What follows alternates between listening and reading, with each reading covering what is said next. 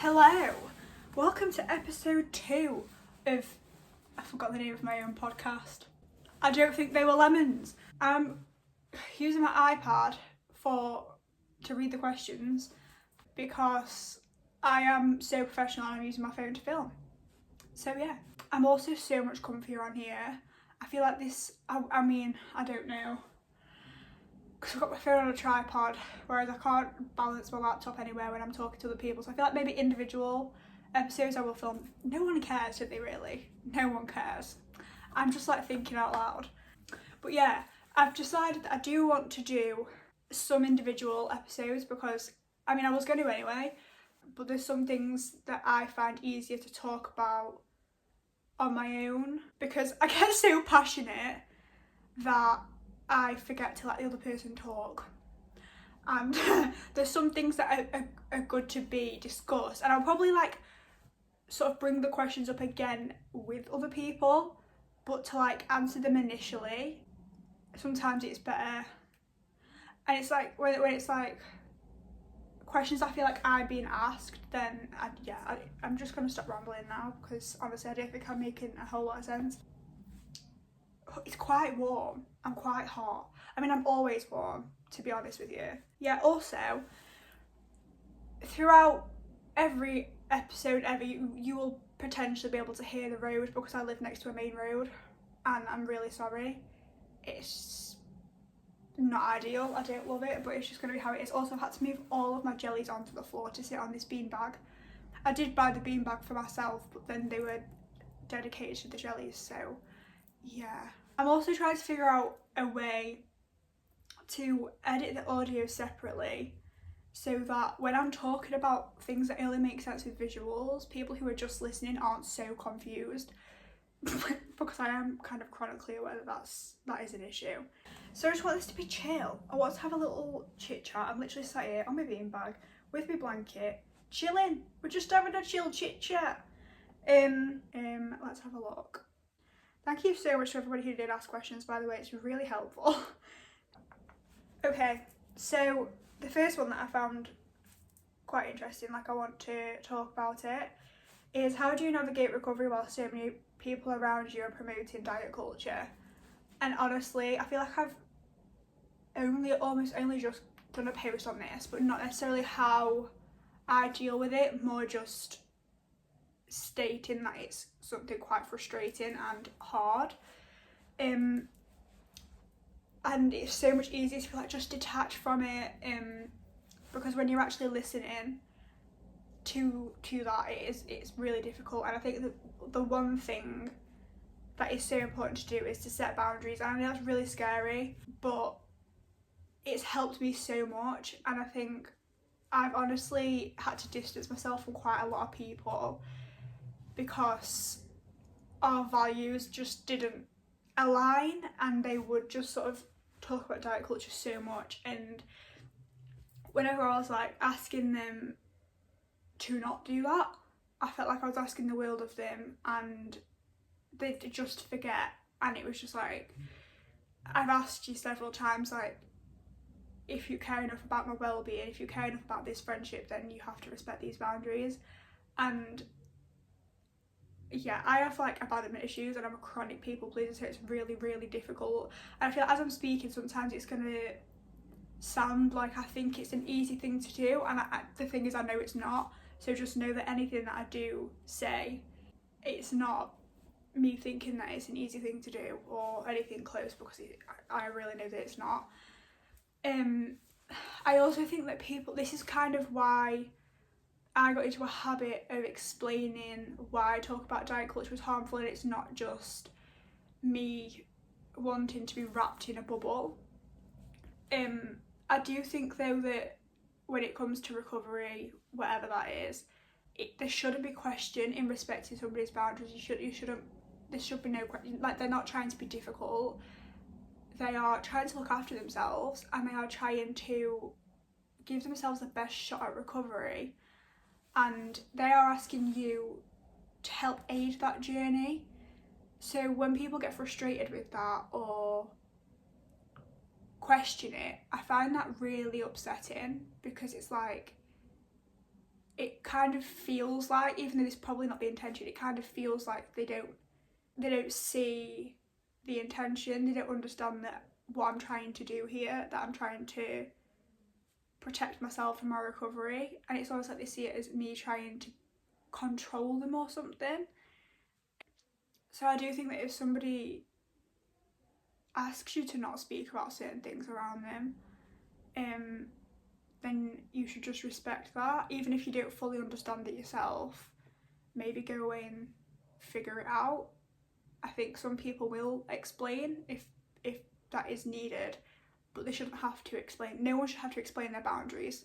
But then I think that when it comes to diet culture, it is an inherently harmful topic to bring up, and this is kind of where there's so much that goes into it, because now that I'm further into my recovery, certain comments and conversations don't trigger me, in that they don't urge me to engage with the ED, or they don't cause me to spiral in the same way, but they do offend me, and they do make me question who I'm spending my time with, because we have these values, and there are certain things, if somebody was to say something bigoted, whether it's homophobic, racist, ableist or something, and it's like, hold on, no, that's really, really inappropriate, you cannot say that. It's the same sort of thing with diet culture, and I think because it is so prevalent in society, people don't realise how harmful it actually is, and how driven by fat phobia it actually is. I think that so often people see communicating these boundaries or explaining why it's harmful to talk about these things as some sort of like starting an argument or looking for conflict or trying to be difficult, which is not the case at all. So basically, in terms of navigating it, actually back to the point, because I've just gone on a whole tangent, I think the most important thing is to set boundaries, because it's hard and you shouldn't be expected to navigate recovery when people around you, your friends, family, people you're spending time with, are talking about these things, because they are the kind of people you should be able to set boundaries with. And if they make you feel like you can't, then I feel like maybe distance is the best choice. And I feel like you get a sense of theme with these Jess from the future add-ins as I'm editing, but I also wanted to say that I know that it can be really difficult. For example, if it's like somebody that you're living with, like a parent or somebody that you can't sort of distance yourself from, and it's really bloody hard. And this, I think I go on to sort of say this a bit more, but that's why like affirming the facts to yourself and reminding yourself of the facts is so important. And honestly, if you are in a situation where you can't escape that kind of conversation and those kind of things, then please know I am so sorry. It is so hard and it is so unfair, and I can't imagine how much more difficult that must make things. Unfortunately, I don't really have a solution for that one, but I really do sympathise. I think that's another thing about recovery, is that the irony is that you're seeking freedom and improved relationships, and yet you temporarily do have to sacrifice quite a lot. And I do think that when you are in a place where those topics would no longer trigger you per se, you have to give yourself a chance to look at the relationship, because like realistically, if you did try to set boundaries, if you did have those conversations and they made that feel difficult and they were not respecting those boundaries, then recovery or not, is that somebody you want to be friends with?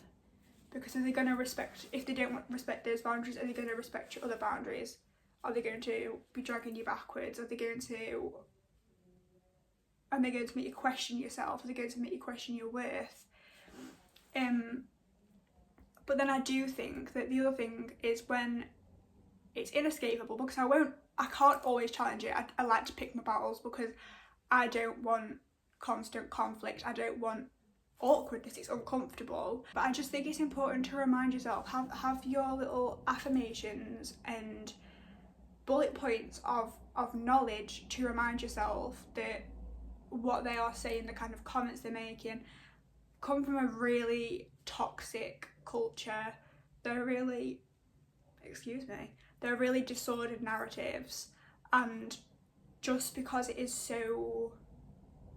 such a shared belief across society doesn't mean that it's right or that it's healthy. And I always think this is like such a random example, but I remember my nan used to talk about smoking and how in her day people thought it was healthy, people thought it was really, really trendy, and it's like, yeah, well, now we know that it's not. But the point is, everybody did, and there will have been some people who were realising that that's not true. Hello, Jess from the future. I'm just editing, and I'd like to clarify that I am not directly comparing smoking to diet culture. Diet culture is literally in every aspect more harmful than smoking could ever be. You know, it's very different. My point was that smoking was promoted and encouraged as something that was healthy and beneficial. So I like diet culture promotes restriction, which is obviously very, very dangerous. If you don't get what I mean, then honestly it's fine. Just pretend I didn't say any of that and ignore it. And if you do get my point, then kudos to you. I do think it is a lot of reminding yourself of these things, and I think when it's not just a case of it's attacking your beliefs and it is an actual case of feeling triggered, I think speaking to somebody that you can trust is always a good one, even if you're like ranting about it. Somebody who shares your perspective, understands the place that you're in and what you're trying to do. Hello, Jess from the future again. I just wanted to add in that if there's nobody in your life that you feel like you could have that conversation with that would understand, then please know that I'm always here. You can always message me on Instagram, and we can talk through the kind of feelings and thoughts that it might have brought up, and try to bring things back down, ground you, and sort of reaffirm the facts and things like that. So yeah, because I think they can help to affirm the anti-diet culture narratives, pro-recovery narratives, and remind you of what's true, that these comments and these beliefs aren't normal, they're not healthy. You could also journal. I think a lot of the time for me, I'll channel it into a post, but sometimes if I say have therapy like within the next few days, I'll go and rant to my therapist about it, and she'll be as raging as me, and then it's like a solid reminder that yeah, okay, I'm doing the right thing here. This really isn't a normal thing to talk about. This is inappropriate. This isn't healthy.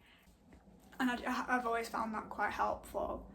But I think it is so hard to, especially when you're in recovery and it isn't just a case of standing up for your beliefs, and you are vulnerable and susceptible to being triggered, it is really hard to just let it go over your head, let it kind of like, take it with a pinch of salt and be like, yeah, okay.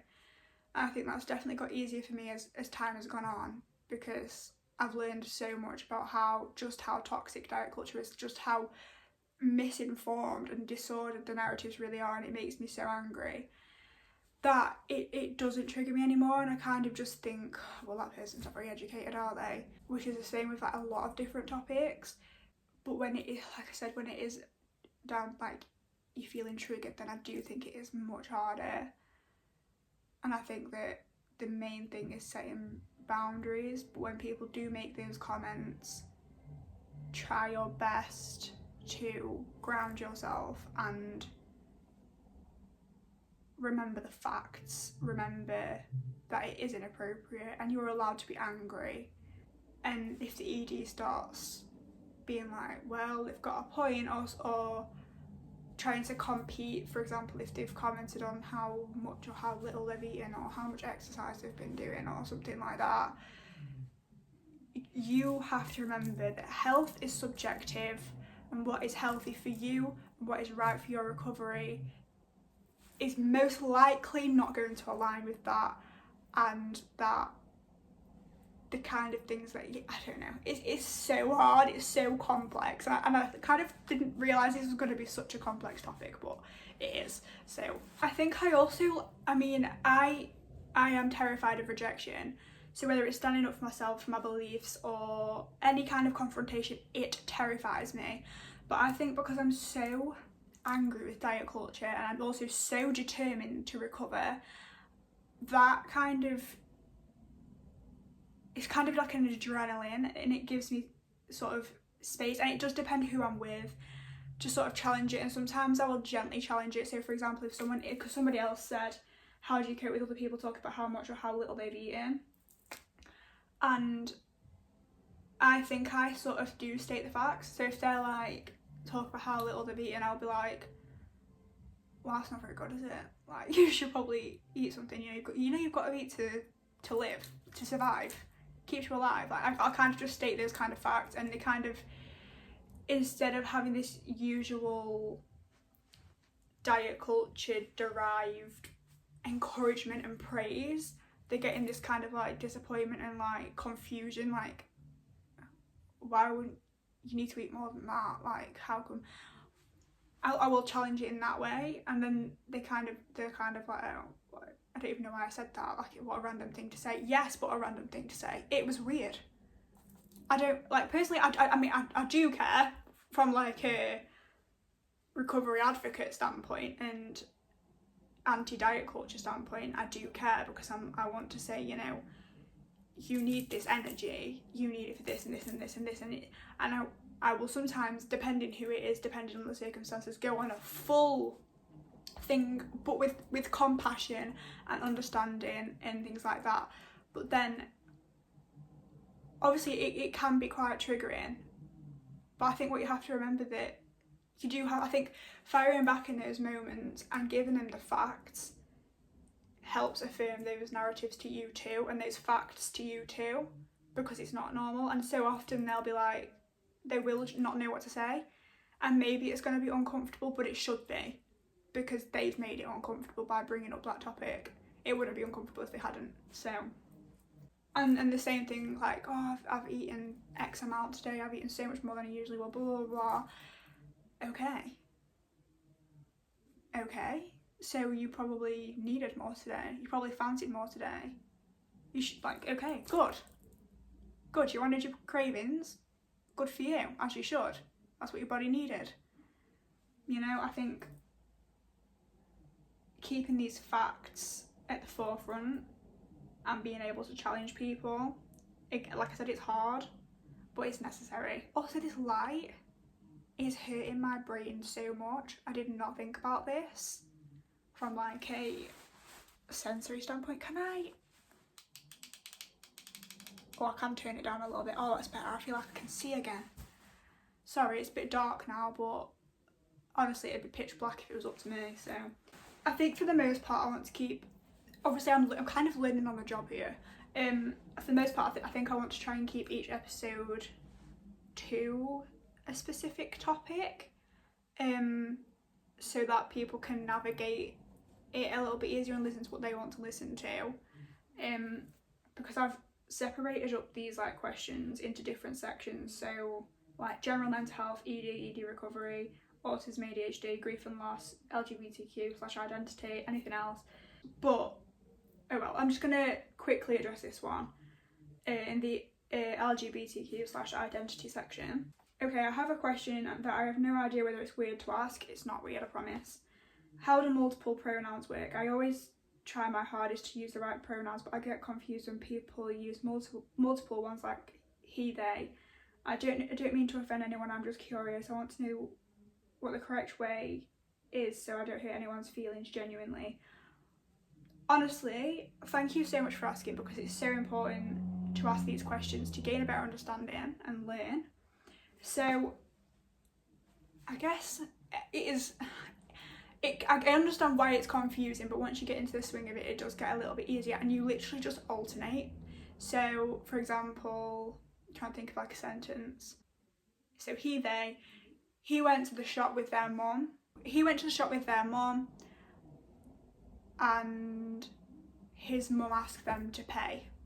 Something like that. And I think practicing that in your head can help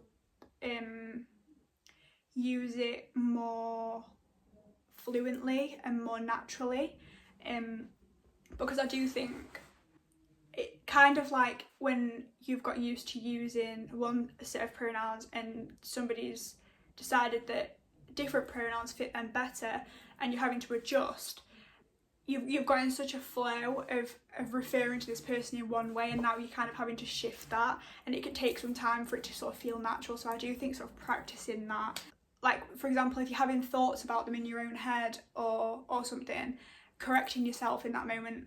But yeah, I hope that helps. Are there any boundaries you have with your friends/family that you feel are especially important, e.g. no lying to your friends about how you're doing, etc.? Yes, I have never had more sort of strict boundaries, and yet they don't feel that way because I have, like, the people in my life are incredible people and have become really choosy with who I share my space with to protect my peace. And if they're the kind of people who won't respect my boundaries, then they're the kind of people I don't really want in my life or to spend loads of time with. I think when it comes to like mental health, our main boundaries are that we check before ranting or venting or something like that. So it's, you know, how are you doing? Do you have the kind of space to listen right now? Instead of just sort of dumping it. Because obviously when you are dealing with so much yourself, it's like the last thing you can do is even process other information, let alone sort of help with it. And sometimes if it's something that's really hard to listen to, it's quite sensitive, or it's even similar to your own struggles, it can be really unhelpful to hear, and it can even be triggering. But for the most part, for me, it's just that it's an extra weight that I can't be carrying. So I will often say, sometimes I will allow the person to speak, but I will say, you know, there's nothing I can really say right now, like I'm going through a lot myself, but please look after yourself, I'm so sorry you go through this. I mean, the general boundaries are obviously around sort of a diet culture and not having those kind of conversations, not making comments on people's bodies or weight and things like that. But like I said, I'm surrounded by like good people, so they wouldn't anyway, because they understand that it's inappropriate, and it's just like we're the same in that it's like it wouldn't even occur to us to make those kind of comments, because it's just, yeah, that's it, it's as simple as that. I think that the other thing is that we always communicate. So this I feel like boundaries in general is relative to mental health, because boundaries are important for our well-being. So it's not directly related, but it kind of is for me. If there's ever an issue, we communicate it, and it's a case of communicating. This isn't an argument, this isn't conflict, we are just communicating. And like the concept that we're doing that because we love them so much and we want to maintain this friendship or this relationship, because you just get nowhere if somebody's getting like defensive because they feel attacked and like they're being sort of told off. So it's always just a case of, hey, when you said this, it actually kind of upset me. Sometimes we'll explain like this is why it upsets me. And I think as an autistic person, I kind of live in fear, and well, yeah, the ADHD and impulse also adds to that. I live in fear of saying the wrong thing, and sometimes things will literally come out wrong, and I know exactly what I meant, so I didn't think to clarify in the moment. And so me and my friends kind of always give each other the benefit of the doubt, and it's kind of like, this kind of upset me, like this is why it upset me, and there's kind of a space for clarification, to be, oh my goodness, like, I really did not mean it that way, I'm so sorry, I didn't mean for this kind of thing. But I think it's so beneficial because I can't cope with conflict whatsoever. Nobody likes conflict, and it's so much more productive and less stressful when we are literally just communicating. And I guess because I've got so good at that with my friends, sometimes people who I'm not as close to or kind of newer in my life and I'm communicating an issue, I have to like assert like I am just communicating, like I'm not. And I think that's the other thing, because of past experiences, if there's ever sort of, I mean, it feels like I'm being abandoned. So it's always a case of like, I'm not leaving you, I'm not going anywhere. I've just had to go and transfer everything I've filmed so far into my laptop because I ran out of storage. To be fair, it's my own doing, my camera roll is jam-packed. But yeah, it was basically, the point I was getting at is that we communicate gently and it's for the preservation of our friendship, not because the friendship is ending. Yeah. The next one that's caught my eye is, I've lost it now. Recognising EG behaviours versus sensory sensitivities. This is something I discussed with my therapist well over a year ago now. Wait, yeah, oh my god. God, I'm slaying, guys, I can't even lie. Anyway, yeah, I was out and about and there was something that I've always struggled with from a sensory perspective. I like the taste, I just cannot cope with the whole sensory experience of it. But everybody was getting this thing and I was like, genuinely, I feel like I should get it too, just to make sure that this isn't a disordered thing. And honestly, the whole experience was hell. And I think it partly was a disordered thing, but I do think Mia spoke about this. Is it like Recovering with Mia, something like that? I think that's her name. She's an angel, by the way. You should go follow her. But yeah, I think I even commented on the post. It was like, honestly, autism recovery core is risking a meltdown and some serious dysregulation because you have to basically make sure that you've covered all bases. It's very, very uncomfortable. It's like doubly uncomfortable. And I did make a post on how being autistic, ADHD and recovery can be a different experience. But unfortunately, I feel like some of your accommodations kind of have to go a little bit out the window when you're in recovery from a restrictive ED, just to make sure that it's not a disordered thing. And I also think that in some cases it can be a bit of both. Like, it is genuinely a sensory thing, but also, even if it wasn't, it is something you might avoid from a disordered place, if that makes sense. Yeah, sorry, I need to stop doing that. It's like, it's become a habit and it's not really cool, is it? Oh, I've just realised that I've been on Google Forms this whole time and not Instagram. If you don't already follow me on Instagram, please feel free to. That's where most of the activity takes place. It's Jess.recoveryjourney. Yeah. I'm getting carried on, just like flicking through stories now. I forgot what I was doing. Hold on a second, sorry, I'm really not very good at multitasking. The thing is, I'm looking through all these questions and I'm trying to keep them as like to the point as I can, because I've literally covered like, oh no, not really. I was basically just ranting about diet culture the first 15 minutes. I think a lot of these topics I have spoken with other people about and we kind of said, you know, this is something we want to chat about. And I think that I think some things with topics will technically be repeated, but from like different angles, because I'll be speaking to different people and it'll be based on different experiences and whatnot. Oh, aha! I just thought of something now based on what we were just saying about the sensory sensitivities. I had this conversation on my Jess's Slaying account, which is my second account to my recovery account, which is basically where I just sort of ramble.